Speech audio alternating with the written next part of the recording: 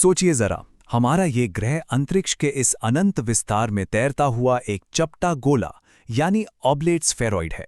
ऐसे में ये सवाल उठना लाजमी है कि शुरुआती भूगोलविद्ताओं ने आखिर ये कैसे पता लगाया होगा कि इस विशाल गोले पर कोई भी जगह कहाँ स्थित है, क्योंकि देखा जाए तो दिशा बताने के लिए उनके पास कोई प्राकृतिक रेफरेंस पॉइंट तो था ही नहीं। आज के इस एक्सप्लेनर में हम इसी मजेदार प्रॉब्लम को सॉल्व करने वाले हैं। कल्पना कीजिए एक चमकदार 3D ग्रिड की जो इस पूरी पृथ्वी को कवर कर लेता है। हम देखेंगे कि कैसे कुछ काल्पनिक रेखाएं हमारे पूरे ग्रह को एक बेहद सटीक एड्रेस सिस्टम में बदल देती हैं। चलिए फटाफट देखते हैं कि हम इस एक्सप्लेनर में क्या-क्या कवर करेंगे।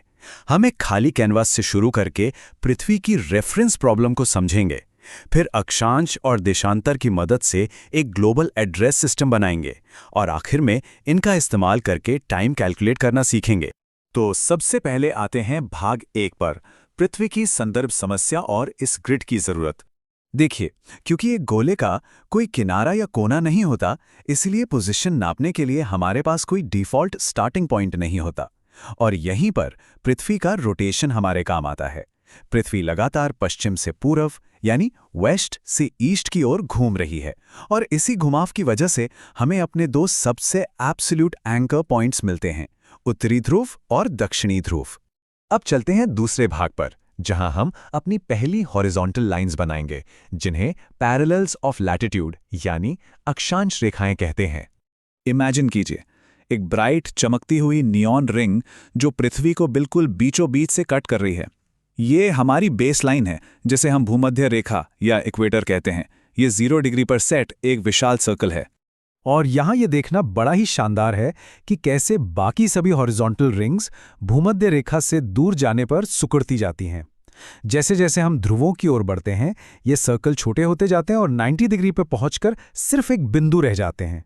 इसमें सबसे खास बात यह है कि ये सभी पैरेलल रिंग्स एक दूसरे से लगभग 111 किलोमीटर की बराबर दूरी पर होती हैं। मतलब लैटिट्यूड की सिर्फ 1 डिग्री का अंतर जमीन पर पूरे 111 किलोमीटर के सफर के बराबर होता है।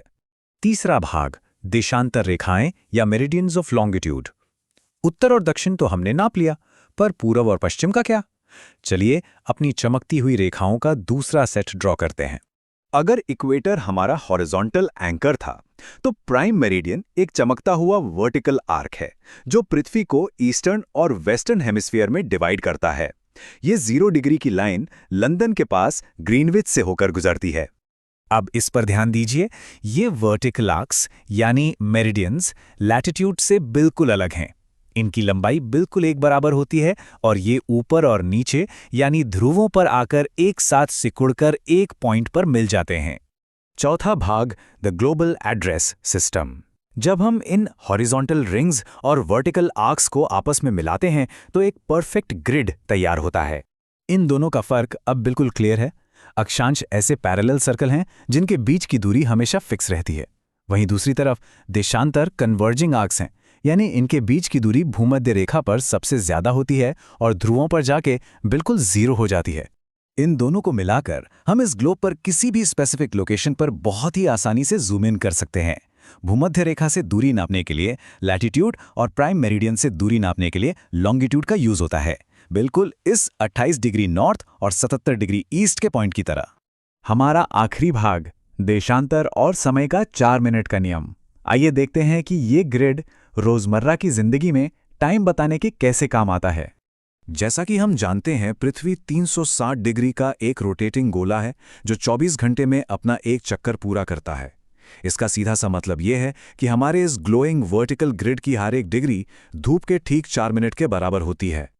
चलिए इसे एक कैलकुलेशन से समझते हैं।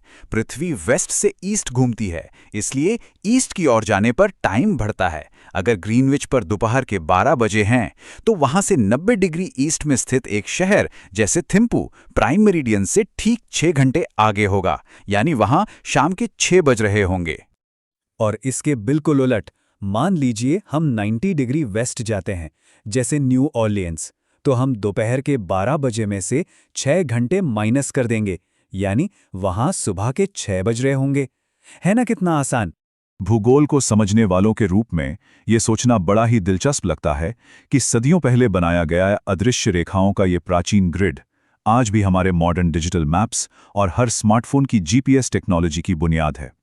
अगली बार जब भी फोन पर कोई लोकेशन सर्च की जाए तो इस शानदार चमकते हुए 3D ग्रिड को जरूर याद किया जाना चाहिए।